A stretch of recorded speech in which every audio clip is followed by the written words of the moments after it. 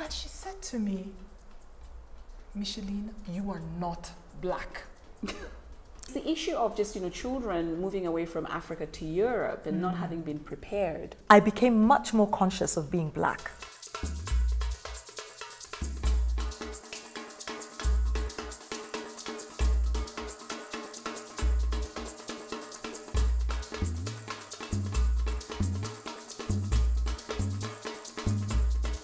So here we are, we three queens. I'm Musonda.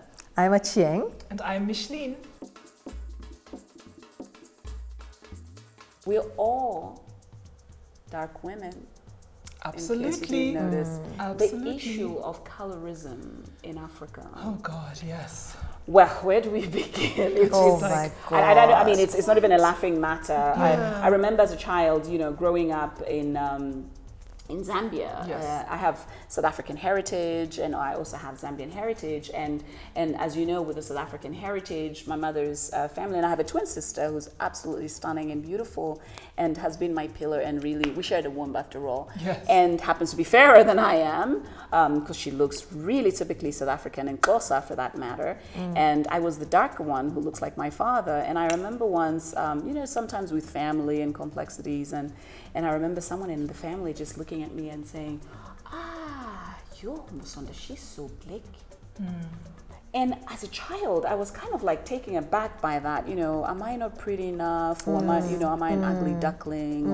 And I was not ever the prettiest of children, but I think my dad obviously thought I was the best thing. Yeah. But the whole issue of color and the whole dark space of just, this black child, yes. and not fair enough for and I don't know about you and how both of you have navigated this space, like yourself, Acheng, having lived in Europe. And yeah, I mean, if I just chime in here, it's such a shame, to see it exist still today. I kind of skipped some of this at childhood, and I'll tell you why I think I did. So fast forward, and I'm about 27, 28, working in Dakar. Met some people through friends, and so I go to their homes, and it's 3 25 to 30-year-olds perhaps, and their mom. Mom pops in, and she's sort of hanging out with us, and at some point she looks at me and she says, and I'll say it in French, si tu étais plus claire, tu serais plus belle. Oh, she didn't. If you were lighter, you would be even more beautiful. And I looked at her daughters, and they were all bleached. Typically, most Senegalese are, quite dark. In fact, yes. sometimes I'm mistaken for Senegalese. And so I thought about that. And it's just, poop, water off a duck's back. Didn't get into me. Maybe, one, I was older. But two, now we go to my childhood. I think, one, my mom being dark, so I notice sometimes it's a dynamic. If your mom is lighter as a black woman, and then, she has to she thinks that perhaps her daughter is not as pretty, and somehow she makes you feel that way. No aunties that I can think of who came and were like, oh my God, you should be lighter. Yeah. Right? Sisters of different skin tones, which would be I think, prime for people to say, oh, this one is pretty, and but you. But nope, none of that, because my mom actually never even mentioned beauty, I don't think, which is quite something, right? So there's never, you're beautiful. I think it was all about what grades did you get. And especially that you're one of 4 sisters, actually. Just skipped all that. Yeah. And then the time, I think, in Kenyan schools where it becomes really bad is, post, I don't know what it is these days, 13, 14, 15, 16, when you're starting to talk about boys, or you're in a school and the older girls take on like favorite younger sisters. I skipped that. I left Valley Road and went to an international school where there's such a melange of things happening. Right. You have like the Europeans, you have the Asians, and so on. So, it neutralizes the color effect. I worry that it's people are still over bleaching. I worry that the messages being sent to darker skinned girls are, lighten up, or you're not that pretty. And honestly, I don't know, Acheng. I don't know what we can do apart from just being ourselves and being here. Yeah. Do you know what I mean? And showing people that look at these beautiful women. Yeah. Right? Yeah. Absolutely. Yeah. Growing up, I was tiny and scrawny and dark skinned, and never got much attention as a kid. And I remember the first time a guy even showed me attention. He was a gorgeous, tall guy that we knew through campus or something. And I remember being so surprised that I got the attention because I was so small and kind of, Yes. no boobs for a long time, and all these things that you want to be, you need when you're growing up, and small and just scrawny and boobless and everything. I was a tough girl. No, I'm kidding. No, it wasn't actually. So that wasn't that bad. But I think for me, the biggest realization, having grown up in maybe an African context, Right. is that although the colorism is there because it is, in some ways we're also shielded because people around us are all black. Yeah. And I think I never really experienced racial discrimination until I lived in Europe. Yeah. And suddenly I became much more conscious of being black. I know racial discrimination or racial dynamics are Right. slightly different from colorism in the African context, Right. but I think both of them can be just as ugly. There's a stereotype about black people and how black people are, and then you kind of defy some of those stereotypes. Right. But at the same time, until you open your mouth, people just see a black person and they can potentially discriminate or Right. try and minimize you in some way.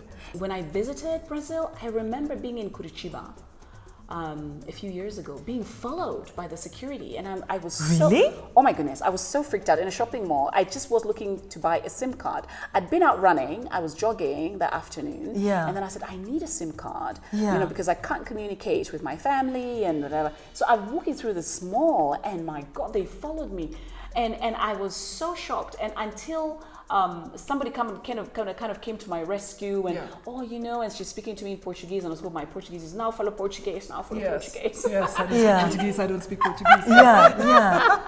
And then she goes, knew. and then she was like, oh, it's also because you're black, and I was like, What? Because I was in a predominantly white neighborhood, but all my Brazilian counterparts at this conference were so upset and so appalled, but they acknowledged, but you lived in Sao Paulo.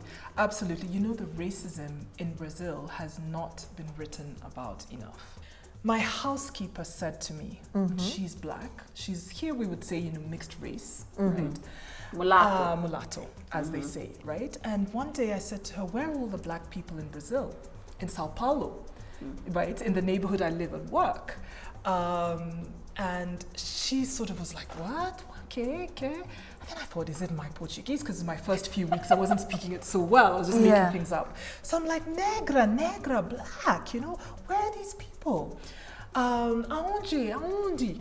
And she said, and then I said, negra, como eu, like me. And she said to me, Micheline, you are not black. What? Você não é negra. I know, right? I mean, look. Oh my come goodness. on, look at this. This is, kind of as dark as it gets, right? And I sort of sat there and I didn't really understand it. Wow. And so I met some friends a few weeks later and I relayed this to them. And they're Afro-Brazilians, right? Of different shades, including ours. And they said to me, it's because they kind of tried to explain it in many words. What they were saying is that it's because you're not poor. Right? It's so there's a weird way in Brazil where class almost begins to replace race. Right? And where black instantly means poor, and then insert stereotypical thing here. Thief, smelly, dirty, and all those associations, right? So it's terrible. I had a friend who went to the bank. He's a banker himself. He went to a bank to get money, and the security people just sort of tried to, frog march him out of there. In Rio. You're Rio joking. is particularly bad. Is he black? He's black, an African American. I have an Afro-Brazilian who was coming to visit me. Yeah. And now, to show how racist they are, they have two entrances. I suppose it's not racist. I mean, we have a side entrance, but for them, it's like the ayah or anybody coming in can never dare, the help can never dare come through the front door. Whereas in Africa, we have as a convenience the back door because of the back kitchen, I think, right? But maid can enter anywhere. So for them, you always have a side door, always. So there I am in my apartment waiting for my friend Adriana to come and to come in. Turns out that they were trying to give her the side Yes. You can't be Yes. serious. Oh my goodness. An amazing actress, Afro-Brazilian. Yes. So those are some of the Wow. dynamics. Those are Wow. some of the experiences to expect in Sao Paulo or any Wow, Brazilian that's just, city. I mean, for me, all of terrible. that just shakes Terrible. me, and also to think that it's happening in this day and age. Actually, I'm so proud of Lupita, the girl from your. I know, know. because She's done an amazing job. She's done an amazing job, but not only has she done an amazing job, she, having, gone into Hollywood space and also won an Oscar as a dark-skinned girl who's beautiful. She's recently released a book called Sulu. Have you guys seen it? It looks beautiful. No. The illustrated. It looks gorgeous. It's illustrated by this girl called Vashti, who's an amazing illustrator. I follow her Yes. on Twitter, Yes. and and she's really sort of curating the story of this black girl and how she needs to embrace her darkness. And it's That a is such an important beautiful story story to tell. Yeah. The thing that's jumping to my mind when you talk about that is that, sometimes it begs the question as to whether people even know that they're being racist or that they're discriminating on the basis of color. I had a really interesting incident in Mauritius. I was meeting a former colleague. We had this thing where once a month we'd get together, go have a nice long Saturday lunch by the beach somewhere and drink nice wine and chat. And we agreed to meet at a restaurant. It's like a kind of like a private club. Right. You can go for lunch and stuff. And so I told her, meet me there. So she gets there before me. She doesn't drive, so she'd made her way there. And she gets to the gate, and the guard, she says, I've come for lunch. And the guard immediately tells her, sorry, we're full. The God. The guard, at the gate. They didn't even let her through the Can't gate. even go in. Wow. So she calls ridiculous. me, That's ridiculous. and I was like running a bit late. The place was down the road from my house in an area called Tall Beach. And she calls me and says, "Oh, sorry, Acheng, it seems the place is full. Lunches, they're fully booked." And I said, "Oh shoot," because I'd forgotten to make a reservation. But I hadn't made a reservation when I'd been there before. So I said, okay, there's a beach just next to there, a public beach. Why don't you just wait for me there? It's 2 minutes walk. I'll come pick you from there and we'll find another restaurant. So then I decided to just call as I'm quickly putting on my shoes and leaving the house. I called the same place just to see. Just to see. In case they have a table. See, In case they might have a table. That something was amiss. It just, I don't know, I just found it weird. And I call, and hello, yes, my name, I'd like to make a reservation for 2 people, whatever. Yes, what's the name? Of course, it sounds like a very, Western name. Right. And they say, no problem, Oh, madam. did When say will Miss you be Butler, here? did you? Of course I did. You did. Yes. And then they said, what time will you be here? I said, in 10 minutes, maybe 15 max. Okay, so we say 12:45? Perfect, 12:45. Thank you, I'll see you in a bit. Very interesting. I thought we were fully booked. Right. So I go pick up my friend, and we drive, 2 minutes, and we drive back to this little restaurant, restaurant by the beach. And I say, hello. I say, yes. I said, we're here for lunch. Now we're in the car. Yeah. Right. And they take my name. And she's right next to you. She's in the car with me. And so, of course, I said, my friend was just here like 10 minutes ago, and you told her you were fully booked. Good for And you. he said, yes. Yes, explain yes. yourself, I said, silly. but I've just called and made a reservation. You wouldn't even let her through the door. He said, oh, but she didn't give me her name. Oh, I said, but God. you didn't ask. You didn't even ask. Right. Yeah. How can you be? I fully said, booked? for a Yeah. minute back there, I thought you stopped her because she's black. Good for you. I needed to go there. Good for you. Yeah. Sometimes Because- you actually yes. need to go there Yeah. I do. needed to go there. because they know what they're doing. Yeah, and yet does he? Because he was so embarrassed. And for me, what struck me is that it was probably a case of unconscious bias. Right. Yes, that's what I was Right. going to But say. unless Absolutely. you call these guys out or people out when they It do will that, persist. it persists. Yes. Yeah, totally. Oh my goodness. You it's know? it's Absolutely. it's so disturbing because I have to keep reminding myself in terms of how I also make sure that my children understand, these biases and Yes. and conscious dealings of Yeah. how they're narrating. I mean, Yeah. my daughter Sana is in an international school. I mean, in a way, I think she's fortunate. 7-year-old navigating a space of Yeah. seeing different hues of skin Yes. and Yes. Which is the understanding. thing I was saying. Yeah. Exactly. It inoculates you somewhat. But you Exactly. still have to come out into the real world. Exactly. Yeah, But also, how do we prepare them into Yeah. the real world to understand these racial biases and dynamics? And one of the things that I really would like to kind of touch on before we go Yes. is the issue of just, children moving away from Africa to Europe and not having been prepared to know. I mean, look at their whole African American African dynamic, or Absolutely. our African young God. boys going into the US, and we're sending them to university, to a nice school, but we haven't prepared them for that. You know, how do we navigate this, and how do parents have that conversation? Or, That's a tricky one. find the book that they need to read to understand that they'll be arriving in Yale and walking on a street and be stopped.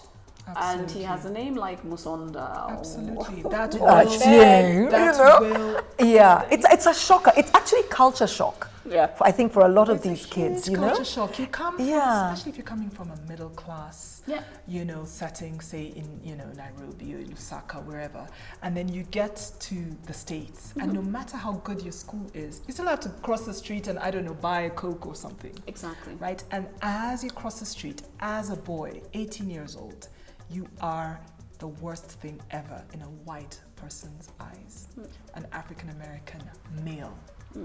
And lo and behold, And they don't even if know there's that a you're cop, African, right? they don't even, they just, They don't care. Yeah. A black person is a threat. And if it's a cop, you know, you're potentially dangerous. Now you try and tell somebody who's been hanging out in wherever, you know, Kilimani or whatever, wherever you are, you can be from Kawangware, from all, you know, it doesn't matter. But you've been hanging out among a majority in your lovely African country, and suddenly you're the worst thing ever. You're a danger, and yet you're not. You're just some regular little kid who's gone to study. Do something about that, you know? I think, just real, and I don't know what it is, but books. Experience, having studied in the States, I can tell all the experiences that I had and that black men had. Right? That's how we can try and work. Absolutely, work and I think we need a preparedness of sorts. And ladies, we could go on. We could go on forever. I know, but I do have a burning question. Yes. Is there a book that is kind of like a guidebook or a reference book for kids who are going out there and kind of that helps prepare them? I've never heard of any. Shall we check between now and the next time? Yeah. And you know what? If there or you can tell us about it. I know, tell us. If you know the book or a blog or a podcast or something, and I think we need to hear about it. We need, because I don't know. I mean, nobody prepared me for moving to Europe in my brown skin and being a woman and all of that. But hey, so here we are. We three queens. We three queens. Thank you. Bye. Bye.